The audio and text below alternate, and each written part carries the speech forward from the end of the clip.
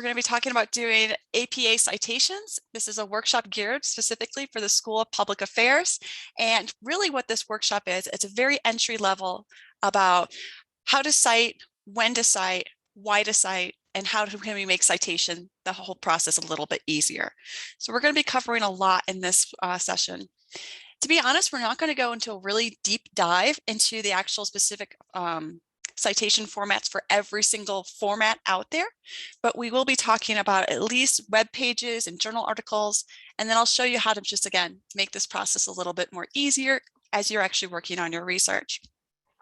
So before we get too much further along, let me go ahead and really introduce myself if you haven't had a chance to meet with me. Hi, I'm your librarian. My name is Tabitha Farney. I prefer to go by Tabby, but everywhere you'll look on the web and stuff like that, I'm referred to as Tabitha. I will respond to either one, I don't mind. And yes, as your library liaison, I can help you with citation stuff, as well as helping you find scholarly research that you need for your own research. That is what I'm here for. So as you can see, here's my contact information down here. And then there's also a web page that it has my contact information, as well as how you can schedule one-on-one meetings with me. Now, if you decide that I have a lot of energy and you're like, oh, maybe I don't want to meet with Tabby one-on-one, either face-to-face or virtually, we also have a wonderful library staff here to help you. So we've got wonderful librarians that are typically at the research assistance desk. And if you'd like to get help in that way, you can find it on the library website by going to kfl.uccs.edu. I also want to mention this because whenever you're conducting research, it's always best to start with the library website, because the library website gives you access to the resources you as a UCCS student get for free. All right, so we're going to be jumping around to a couple different places, and I'll show you how that works in just a little bit. Okay, so as I promised you today, very entry level. So this is kind of assuming that you're kind of new to the whole process of citing your sources, whether you use APA or a different style. But really, we have to talk about, what is citing your sources? What does that even mean? Well, you cite your sources as a way to demonstrate in your paper or presentation that you took words, ideas, figures, images, anything really, from another place or source. So it's not kind of your original idea that came up. One way you can always tell that it's time to cite a source is when you're quoting something. Quoting is when you're taking direct text from another source and putting it in your own paper or poster. Typically, we put that stuff around quotes. And as you can see here, I've got quotes, but it's not enough. In order to actually cite this, where I got this piece of information from, I have to include an in-text citation to show you where I found it. In this case, just looking at this in-text citation, I can see the source. In this case, there isn't an author, like a specific person. Instead, the source is an organization, the MIT Libraries. Typically, in an in-text citation, the next thing you see is the date. I didn't see a date on this specific web page, so I did N.D. period. So that is how you say when you don't have a date. And with web pages, it didn't have places for me to actually find a page to cite from, like a page number. So instead I used the paragraph number 6.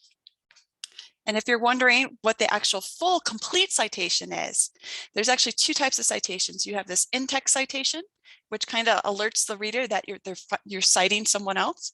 But then there's the complete citation in your references section that actually gives the reader a way to actually track down that resource. So in this case, it looks very similar with all the information we have in here, and I could see the actual URL from this web page. So what do you cite? I often get this question a lot, especially for people that are just joining the research process. Pretty much you cite any idea or content that is not originally yours and it isn't common knowledge.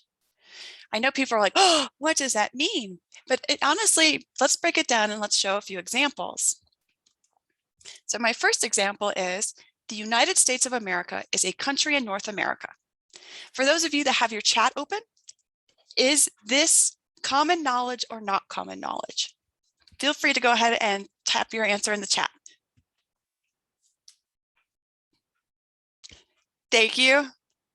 Looks like we're pretty across the board. We have, yes, this is common knowledge. You do not have to cite this. Now the second one, let's talk about that one. Overall employment of social workers is projected to grow 12% from 2020 to 2030 in the United States. Is that common knowledge? Nope, definitely not common. So it's maybe if you're in the field and you know this information, it's common knowledge to you. But if you ever want to test if it's common knowledge or not, just say what's your fact that you have that you want to include to someone that may not be familiar with it and be like, is that common knowledge to you? And if they say no, you're probably going to want to have a citation with that. Thank you all for being really interactive. I love that. So when do you cite your sources? You cite it whenever you quote or paraphrase. That's a way of summarizing someone else's ideas from another person or a group of people's ideas or research in your own paper and presentation. So really, whenever you find yourself quoting or summarizing someone else's ideas or research, that is when you're going to want to use a citation. So you already told me that this fact here, the overall employment of social workers is projected to grow by 12% from 2020 to 2030 in the United States is not common knowledge, which means this would be caught in like a tool as something that could be potentially plagiarized. So it needs a citation. So this is wrong. Let's talk about how we can make this right. An easy way is to quote it and also to put the in-text citation with it. So in this case, I just changed the sentence to say, according to the Bureau of Labor Statistics 2021, employment of social workers is projected to grow 12% from 2020 to 2030 in the United States. This time, this is good because I did include the wonderful in-text citation here, which is right here, the Bureau of Labor Statistics 2021. This in-text citation tells me that I found this information from the Bureau of Labor Statistics website. Well, we don't know it's a website yet until we actually look at the full citation in a little bit. And that this was recent information that was just published in 2021. Well, I like quoting. I find that I only like to quote when I want to make sure I get the author's wording exactly right. I need to say exactly what the author said. But oftentimes it's better to paraphrase research because that's a way of showing or actually demonstrating you understand that research. So you're able to put someone else's ideas and wording into your own words, which kind of just, again, provides a little bit more understanding to your audience. So if I wanted to paraphrase this, I could actually just say, according to the Bureau of Labor Statistics 2021, employment opportunities for social workers is expected to increase 12% by 2030 in the United States. So that's using the same information, the same fact, I'm just putting it in my own words. And even though you don't see a quotation, you'll notice I still kept in my citation because again, this content isn't common knowledge, it's coming from someone else, and so I have to acknowledge that source. How are we doing so far? Does anyone have questions or need me to repeat anything? Usually I give the 1 minute just to see if anything pops up into the chat, or people can also just say, I'm good. Either way.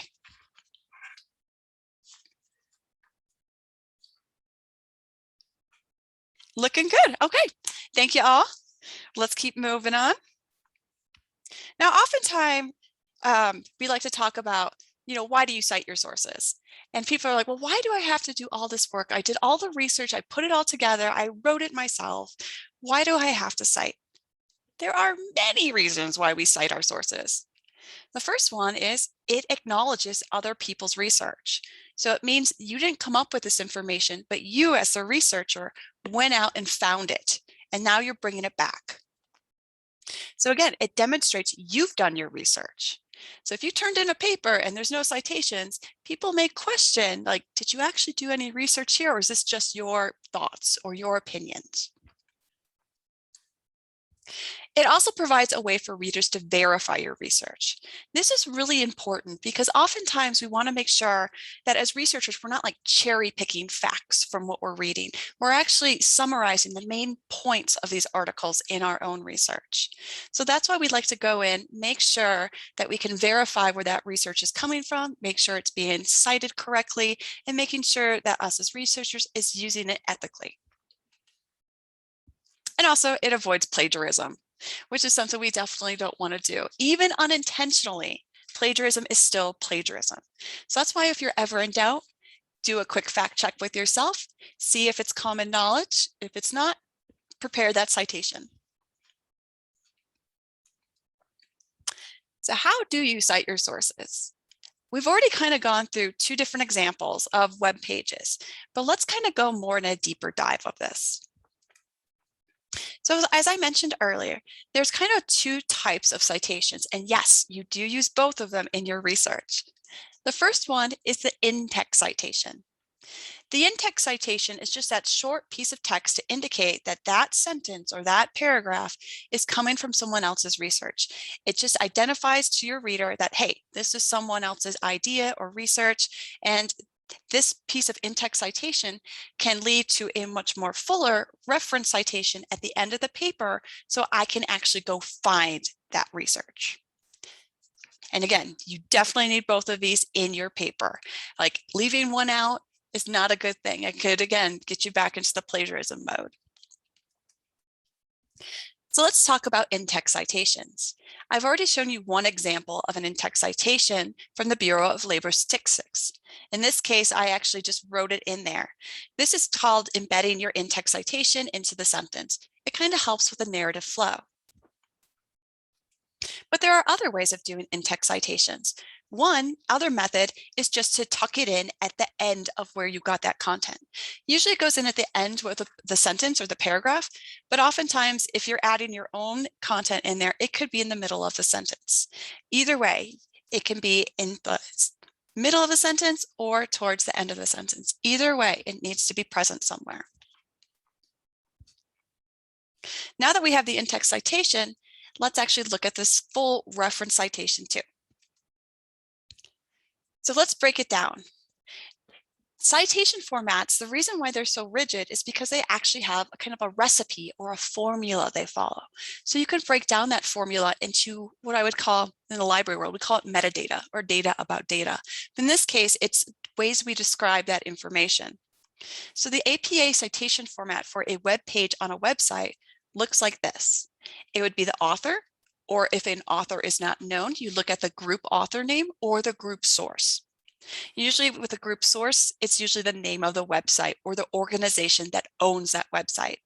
So for a government agency, it'd be the Bureau of Labor Statistics. Typically you would have a year. Usually that year is somewhere on that website that you can find. If it's not, then we go ahead and revert to the ND format citation. So the N period D period option. Next comes the title of the actual web page, not the website title, but the title of the web page itself you're using. Next comes the full-on website name. And last but not least is the URL. So you could tuck it in there. So here's what it would look like for this piece of citation, the factoid that I've been citing. It's from the Bureau of Labor Statistics. The web page was called Social Workers. It's from the Occupational Outlook Handbook. And there's the URL. And if you're curious to see what this looks like, here it is.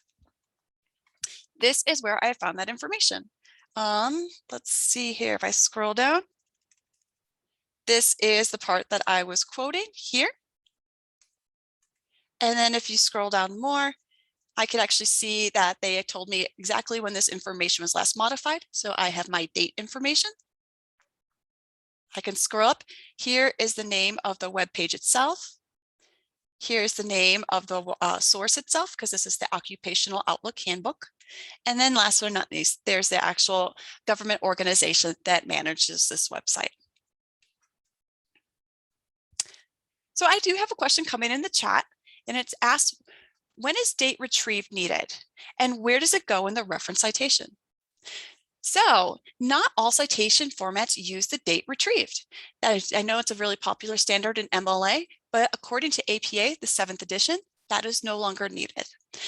I would probably only include that information if there wasn't a clear date on the web page. And the reason why we like to have some kind of date with a web page is because we want to make sure it's the most recent or up-to-date information. For example, I actually did this citation example about 7 months ago for a different workshop. And I came back and I looked at this and I realized, oh, they just updated all of this information in the last week. Not only was my citation incorrect, but the information was incorrect. So I actually had to change some of the information. I think it was 11% 7 months ago, and now it's 12% of projected growth. So we definitely want to make sure we're using the most recent information. Does that help clarify that? Now, if you don't see a date anywhere, typically if you scroll down to the bottom, you may find like a copyright date somewhere. And that's okay to use that date as well, whatever date you can find. Also, I just want to do a quick shout out. I know this is really tiny text here, but you'll see that often government websites will have suggested citations, and suggested citations is it really not APA citations. So just be aware of that. Just because it's suggested doesn't mean that's actually the true on APA format. And we'll talk about where we can go to the source of APA formatting rules in a little bit.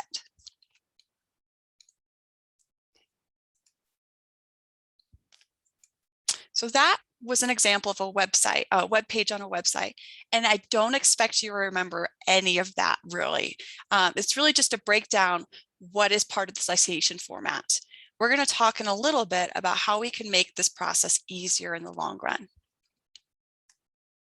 So let's do another in-text citation example. So in this case, we're going to do something completely different. We're looking at some new information that I found. So this is Stewart and Quincy, and forgive me if I'm butchering that name, 2018 concluded that some executives were very intentional with their career moves. Others described their career as a journey, and the most common theme discussed across responses was a dedication to mission, in this case, an organizational mission. Now, again, this is a quote, but here we have a little bit of other things going on. One, we have the authors identified at the beginning, along with the date of publication for this thing. But we also know, based on looking at this, there is a page number associated with this. So this tells me already, this is probably going to be a journal article, a book, or something that probably has an equivalent print item that has a page number associated with it. So this is how you would do an in-text citation when you're doing a quote from, say, a journal article or a book. Again, just like before, there's more than one way of doing an in-text citation. This one, the first example, is one where I kind of wrote like more of a narrative flow. You could also do it differently, where you tuck all that in-text citation to the end of the sentence or the end of the quote, and it would look like this. Notice that there's a few things that are different here. In APA citation, when you're writing out the author's name like this, you use the word "and." When you're actually using the true in-text APA citation that gets tucked at the end, there is an ampersand. That's the joys of these formatting things, is that they're very specific on how they want to be. But the good news is there's many resources, guides, and tools that can help you with that process. So again, the point of these two examples is to show you that there's more than one way for you to do it, and you could alternate your styles in your paper too. It really depends on how you want your paper to flow. But either way, all three data points are there: the names of your authors, your publication date, and the page number if you're doing a direct quote. All of this information can help the reader find exactly what you're looking for, or what they're looking for, to verify that you did quote them correctly. All right, let's talk about doing a reference citation for this piece. Again, every format has a slightly different citation. So what we saw for a web page on a website doesn't look exactly the same as a journal article, because journal articles have other ways for us to identify that specific journal article. Same with a book. We're not doing a book example in this workshop today, but a book has different metadata or data about it that's attached to it.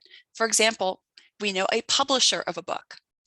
Journals, we typically don't care about the publisher. As long as we have the journal name and the volume and page number, we can typically track it down that way.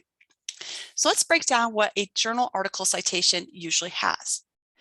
Typically, you have the author's last name and then the author's first initial. If there's more than one author, you get to use ampersands here, because that's the way they do it in APA citation style. If you have more than, I believe it's 4 authors, that's when you get to do some other really fun creative things. And hopefully we can see an example when we look at RefWorks later today. After you cite your author information, then you cite the publication year. And usually when it comes to journal articles and books, it's pretty clear about the publication date. So that shouldn't be hard. And yes, you can just use the year information. After that comes the article title, not the name of the journal, but the actual name of the article itself. Once we do the article title, then comes the journal name or the source of that publication. So the name of the journal or the magazine, the newspaper. Following that, journals are typically published. They could be published, actually there's many different publishing cycles, but they could usually publish on the quarterly system or something like that. So the volume number represents the volume for that year, and the issue number represents the issue that's part of that volume. Last includes the page number range. So that will be the total amount of page numbers there. So it starts on page so-and-so, ends on page this. Last piece of information that you typically include now is the DOI. The DOI is the document object identifier. It is a unique number just for that specific article. And what's fun is that you could typically type that DOI in any kind of web search engine like Google, and it will track you right back down to that article. Now, not all journal articles have DOIs. So if it doesn't have one, it's not included. And nor do you have to put the page URL. You just leave it at the page range. But if it does have a DOI, then you would include it. And I'll show you how to find if an article has a DOI or not. So here's that same article. We already knew there was 2 authors associated with it. So here are the authors' names. It was published in 2018. Here's the name of the article, The Nonprofit Career Ladder, Exploring Career Paths as Leadership Development for Future Nonprofit Executives. It was published in the journal, Public Personnel Management, Volume 47, Issue number 4. Here are the page numbers, and here's that DOI for it. And just so you can know that I did not make that up, here is the actual article. I will say all journal articles or journals may look slightly different, but typically they have all the data you need to cite that article on the web page. And if it's not there, then it's going to be somewhere in the PDF of that article. So here I can see, here is the name of the article. Here's the name of the journal. Here are my authors. I can see here's the DOI. I don't see, and there it is, volume and issue number and date. I think the one piece of data I am missing from this web page is the actual page numbers. So if I wanted to find the page numbers, I could go ahead, open up the PDF. The nice things about using PDFs is that, especially when you're using APA, where you do include a page number when you're quoting, the page numbers are typically there. So here I can see there's no page number on the first page, but as soon as I scroll down, I can see we have page 360 and so on. I have to scroll all the way down to the bottom to see that it ends on page 381. So that would be the page range for this. And like I said before, if you were questioning like, oh, well, I didn't see it on the journal's web page, but I do see it on the PDF version of it. Most times journals will put all of that citation information right somewhere very prominent on that journal article. And they just do that just so it's clear who gets credit for this article. It's clear on how to cite this article, and all that information is there so you can ethically cite it. All right, so I have another good question here. Oh, wait, I'm so sorry. I think I have several questions that came in. Oh, no, just one. When citing, does the DOI always have to start with HTTPS, or can it start with just the number? That is a very fair question. In APA 7, they do want you to default to now using the HTTPS. And the reason for that is that now, once with the HTTPS, if it's in your paper, most times it becomes an actual hyperlink itself. And so users don't even have to type that DOI or copy and paste that DOI in Google. They can actually just usually click your paper and it'll just take them to that article. Very good question. Okay, let's minimize you, go back over here. So you can kind of see it's very formulaic. It's seriously like a recipe where it's like, They want this piece of data here, and you can find most of that data right on that journal article. If it's not there, it's not obviously there. If you're looking everywhere for a DOI and you don't see it, it's just not there. That journal article may not have one, so you just would not include it in that citation.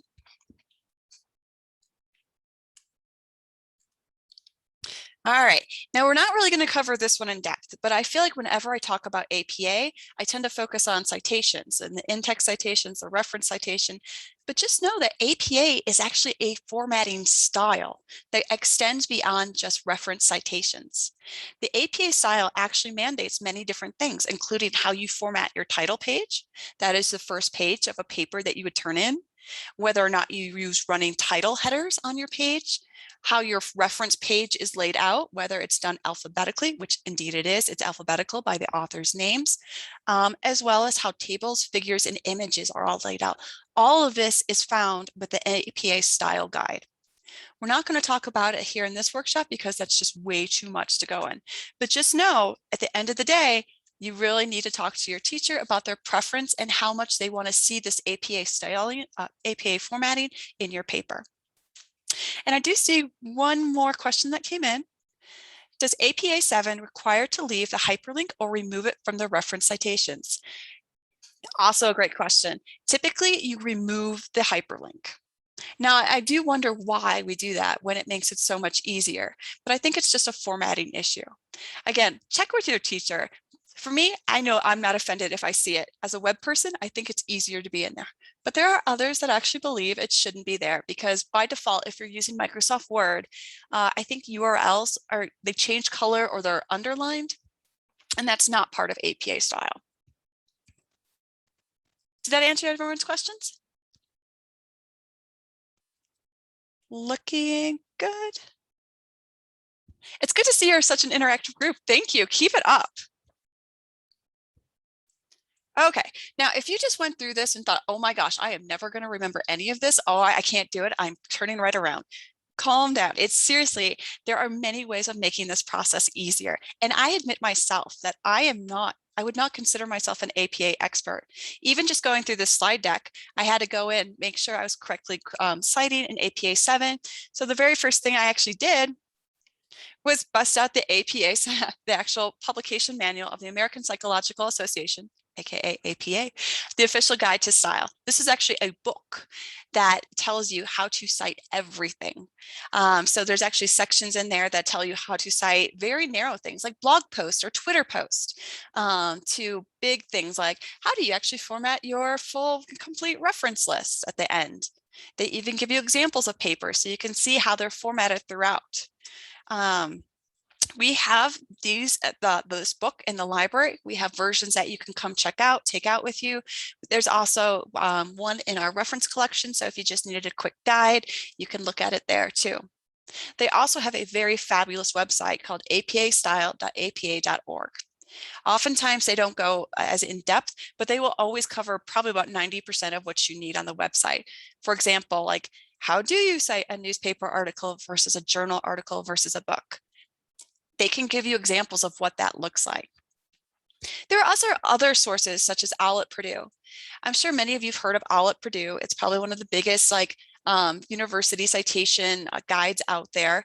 And it tends to be pretty good. It's just another way of getting other examples. So if you're curious how that looks like, you can just go ahead, type in OWL at Purdue at your whatever your favorite web search engine is, and just get more examples outside of what the original APA book or website gives you. And yes, I do refer to this source often because I'm also one of those things like, oh, is that an and or an ampersand? I need to go look it up. Is it a hanging indent there? Yes, it is. So it's a good resource to have on hand. I also would like to give a big shout out for the UCCS Writing Center. They offer in-person and online appointments, and you can go right to their website, writingcenter.uccs.edu, to make an appointment to help you. They have 30-minute sessions where they can help you go through a bunch of different citations.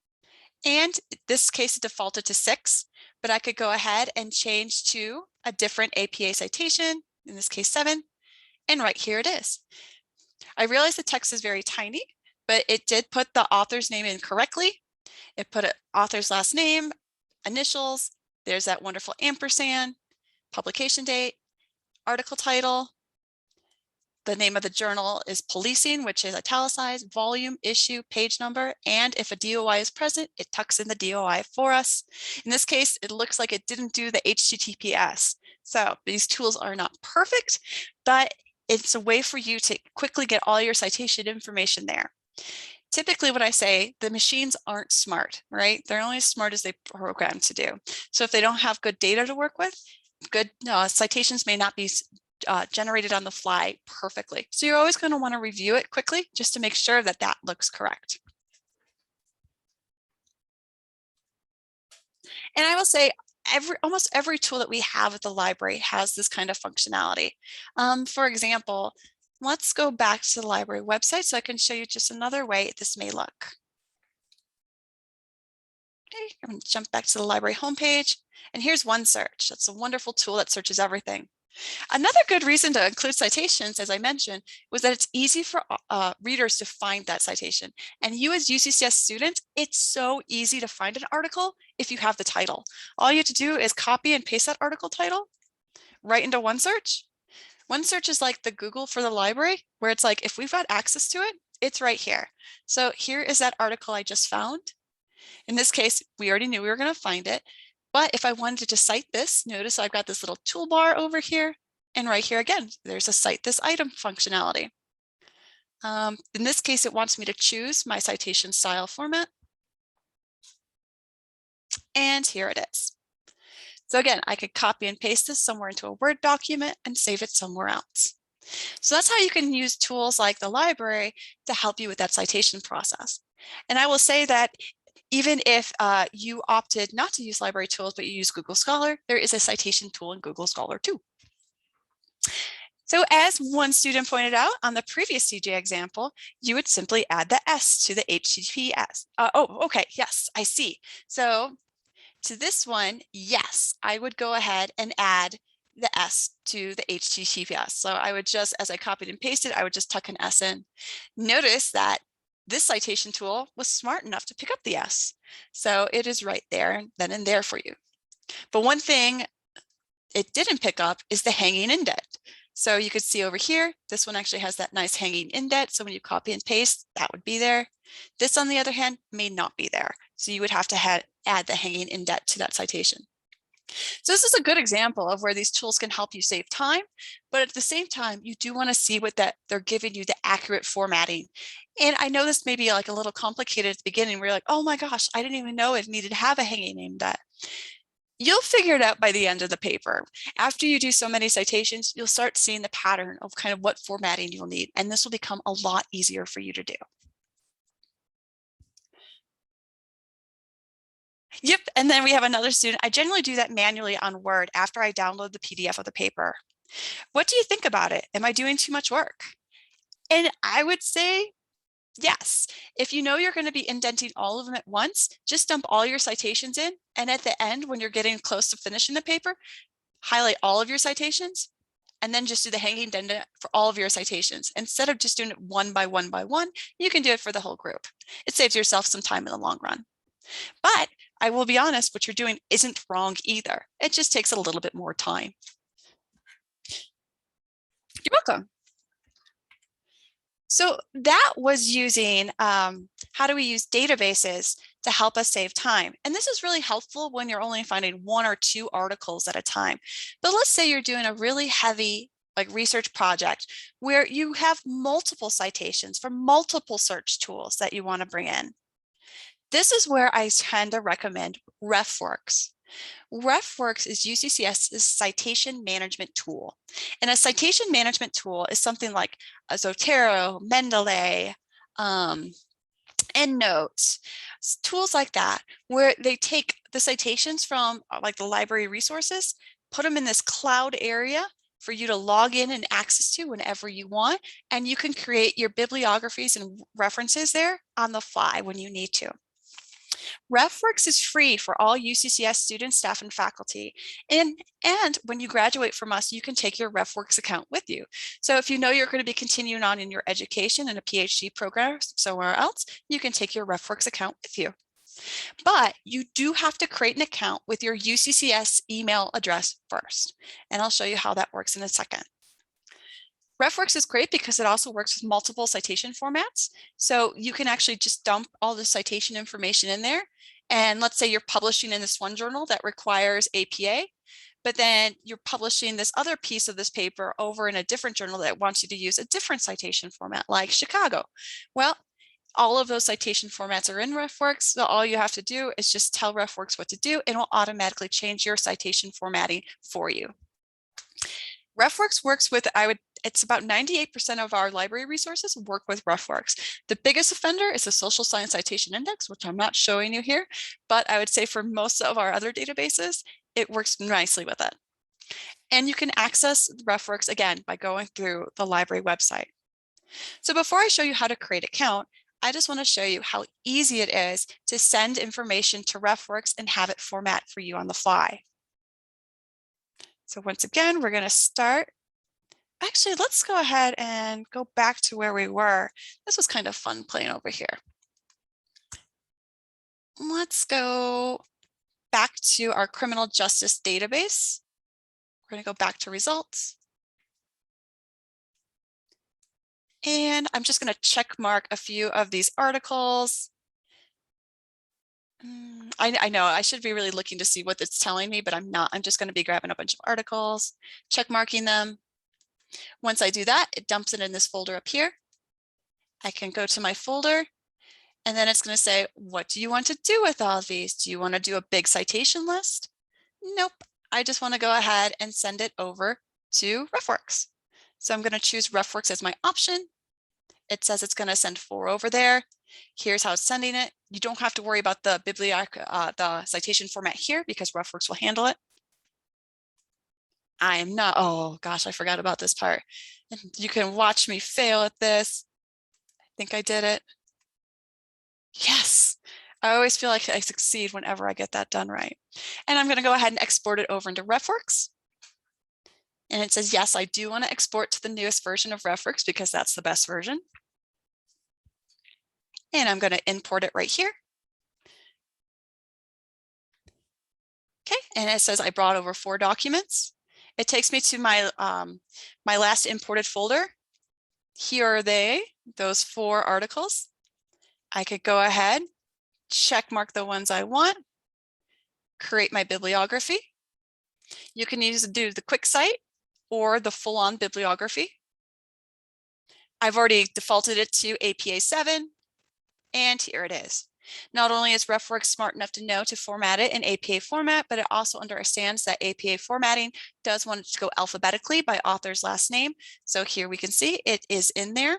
All of my articles look like there was a DOI associated with it, so they're all nice and in there.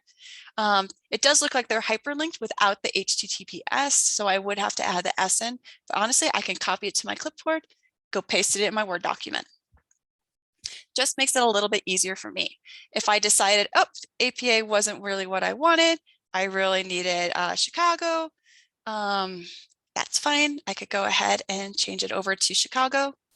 And here it is now in the Chicago 15th edition, the author date style. So it just makes it a little bit easier for me to manipulate the citation types that formatting that I use. What's also nice about RefWorks is that I just kind of dumped this in my last imported folder, but you can seriously create folders in here and organize your research. So you can have something for like a policy paper. You can share your research with other people. So if you're doing a combined research project, you can create a folder within your RefWorks, dump all the citations that you think may be relevant and share it with one of your classmates or even one of your teachers. So there's a lot of benefits for using these citation management tools. And the best part is, like, it's all there. None of it gets deleted until you actually delete it itself. And within here, if you notice there was a typo at some point, because let's face it, machines aren't smart. We are. We could go in there, edit citation information, just so everything is correct. So it's a really fully functional tool that I recommend if you know you're going to be doing a lot of research, finding a lot of articles in many different areas, and you want it all in one location. Now, as I mentioned, you do have to create an account first if you haven't already done so. So I'm going to jump back to the library's website. And here it is, the option for RefWorks. Let me actually go incognito so you can actually see what this looks like. This is how it doesn't know I'm already logged in. So I can go to RefWorks. It will ask you to log in. Again, if you haven't logged in yet or created an account, you can go ahead and click on this tiniest little link on the page that says create account. You can click that. It's going to ask to put your university email in. Go ahead and do that. You can assign whatever password you want, and then you have your account. Once you have your account, you can log in, and then it's all just there waiting for you. And like I said, RefWorks is everywhere. It's in most of the tools that we have access to. So if you're curious about where it is in one search, it is also over here. So you could go into more actions and export to RefWorks. All these databases and tools, they may look different, but try to find somewhere that says save to or export. There you'll typically find an option for RefWorks. And just like in the criminal justice database, this tool works the very same way, where I can add multiple things to a folder and go ahead and export multiple items or citations into RefWorks at one time. So that is RefWorks in a nutshell. The library does completely support RefWorks. So if you've got questions about using RefWorks, we are more than happy to help you with that. Whether it's just create an account or how to get content in there, because I just showed you one way of getting content in there. There's actually other ways of getting content in there. And if anyone's interested in more advanced features, it's there, and we can help you with that. There are advanced features in here under tools that can help you find the duplicates. There are other additional tools in here where you could do, there's an extension for a browser, so you could go ahead and save documents that you find from the web right into your RefWorks from here. And additionally, there is even a citation tool in here. Oh, sorry, an in-text citation tool. It's a plugin that you can get for either Microsoft Word or Google Docs that syncs with your RefWorks account. So there's a lot of functionality within this tool. So I'm going to go ahead and stop sharing my screen so I can see other people if they'd like. Again, if you don't want, that's okay too. And that's pretty much my spiel. It's just why we go ahead and cite research, how we cite research, and how we can just make it a little bit easier. So what kind of questions do we still have?